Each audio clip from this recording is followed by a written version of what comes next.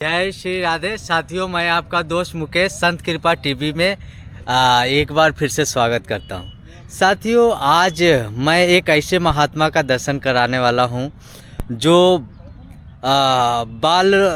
बालपन से ही इस मार्ग में आ गए और त्याग बैराग दोनों एक साथ देखने को मिलेगा। साथियों, मैं ये विश्वास के साथ कह रहा हूँ कि ये वीडियो सुनने के बाद आपके जीवन में बदलाव आएगा।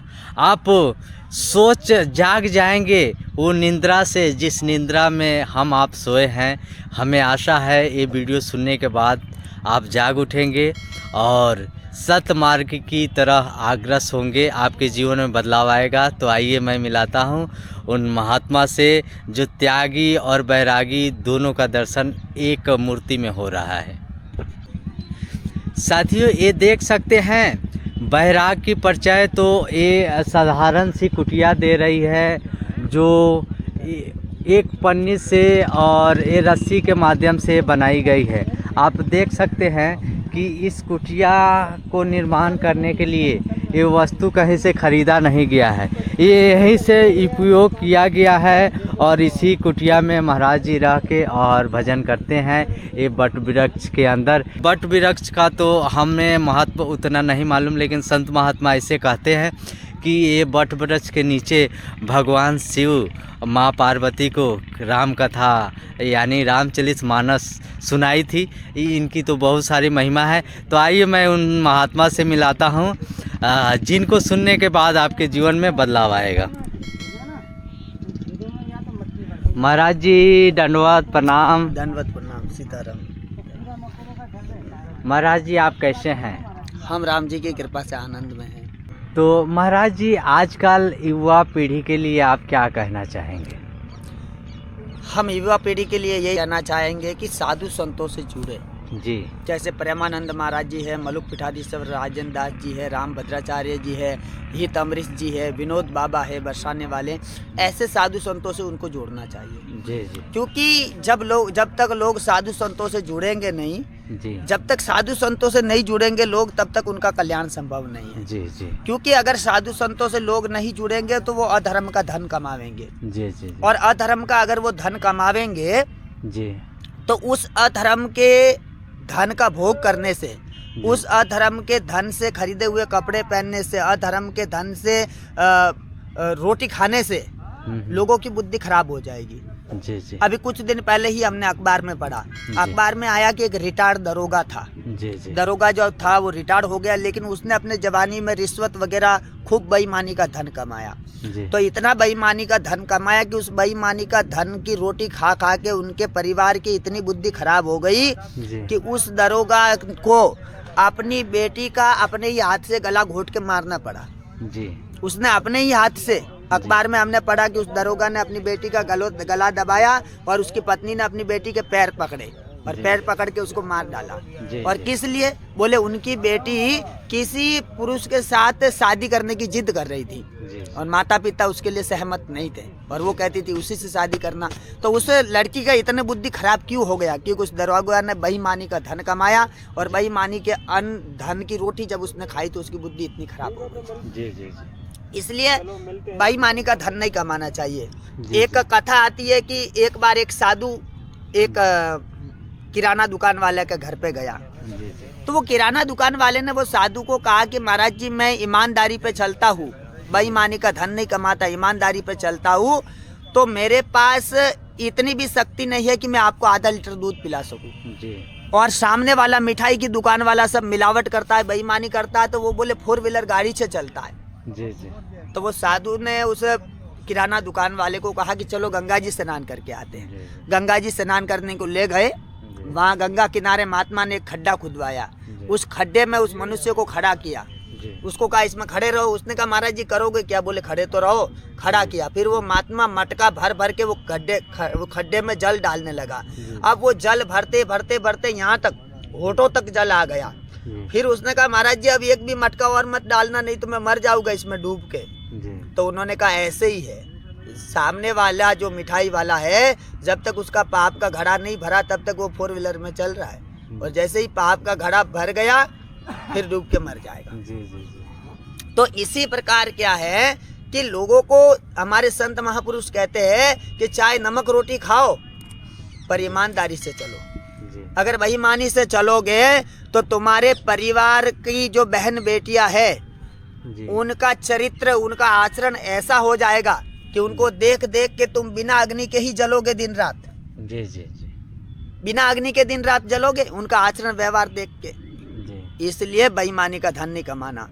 और दूसरी बात यह है कि युवा पीढ़ी को हम कहना चाहेंगे जी कि वर्तमान में हम कहाँ रह रहे हैं? मृत्यु लोक में। जी ये मृत्यु लोक, हम मृत्यु लोक के निवासी नहीं हैं, जी हम वैकुंठ के निवासी है। जी पर वैकुंठ से यहाँ मृत्यु लोक में आए हैं। जी जैसे कि मान लो यहाँ से कोई किसी दूसरे देश में जाता है तो एक वीजा होता है कि नहीं, जी जी वैसे ही हम लोगों को वैकुंठ से यहाँ पर आने के लिए एक वीजा मिला हुआ है। जी जी जी हमारे जो ज्योतिष शास्त्र के जो ज्ञानी विद्वान हैं वो विद्वान जन्म कुंडली देख के बता देते हैं कि इसकी उम्र इतने साल की है।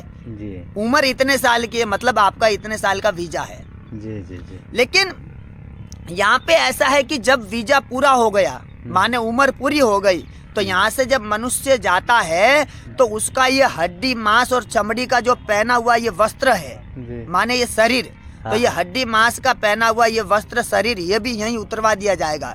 केवल आत्मा को लेके जाते हैं। जी जी इसलिए यहाँ से एक तिनका तक भी साथ में ले जाने नहीं दिया जाता।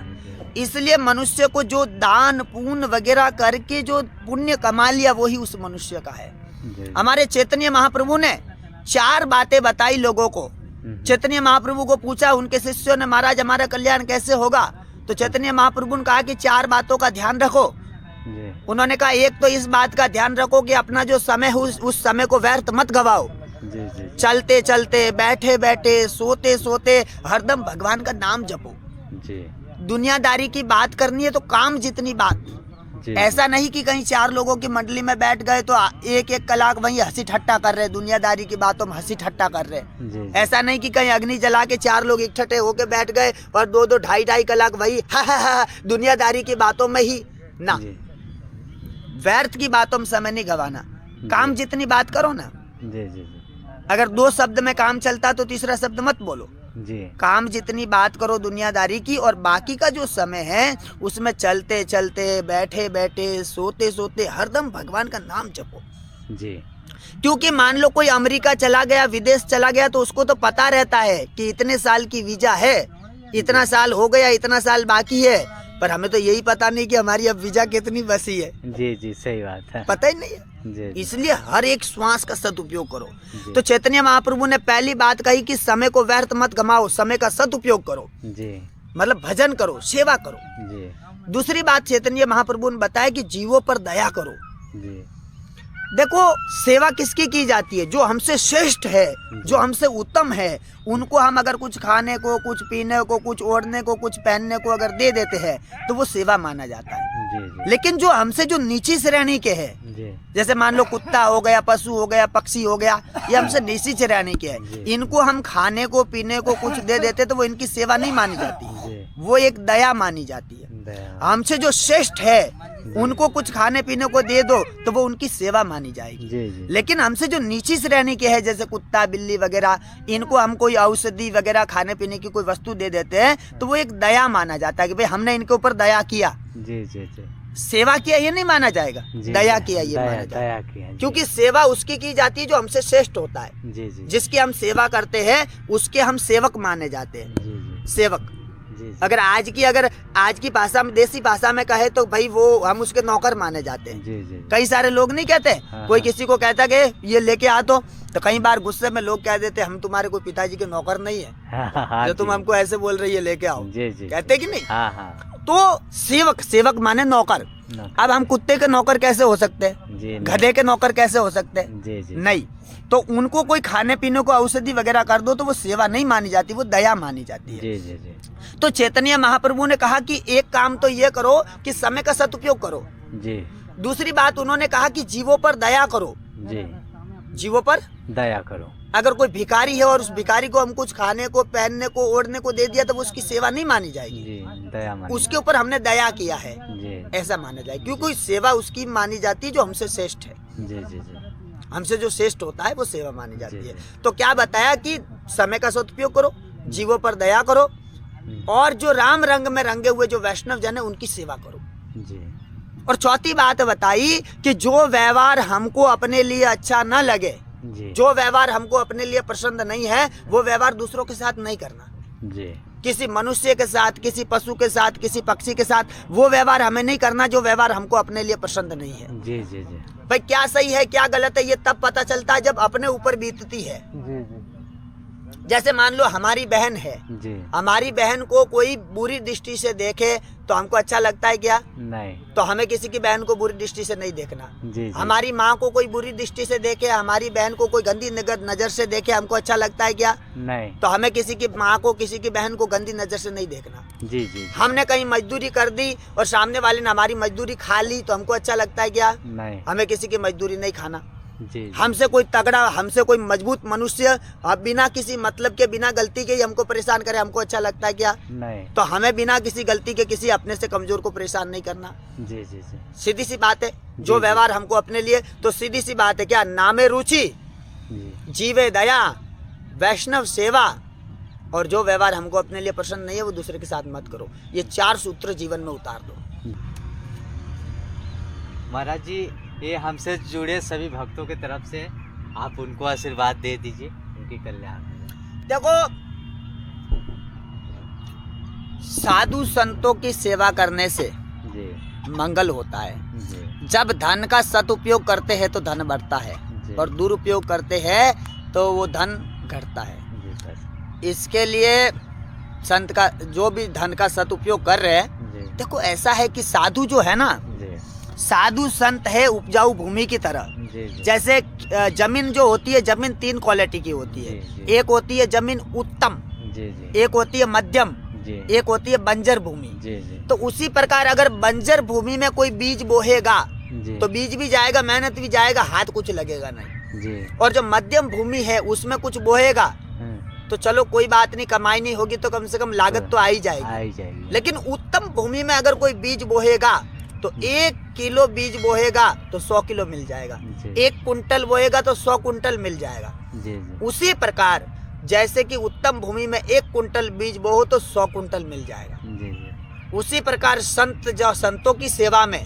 जी 1 कंबल कोई संतों की सेवा में लगाएगा तो राम जी उसको 100 कंबल की व्यवस्था कर देगा। जी 1 रोटी संतों की सेवा में कोई लगाएगा, राम जी उसके लिए 100 रोटी की व्यवस्था कर देंगे। जी 1 गिलास पानी संत को कोई पिला देगा, राम जी उसके लिए 100 गिलास पानी की व्यवस्था कर देंगे। जी जी साधु को कोई 1 थप्पड़ मार देगा, राम जी उसके लिए 100 थप्पड़ की व्यवस्था कर देंगे। जी। साधु को कोई 1 गाली दे देगा, राम जी उसके लिए 100 गाली की व्यवस्था कर देंगे। यानी- क्योंकि साधु संत उत्तम भूमि की तरह है। बोलो सियावर रामचंद्र भगवान की जय। जय।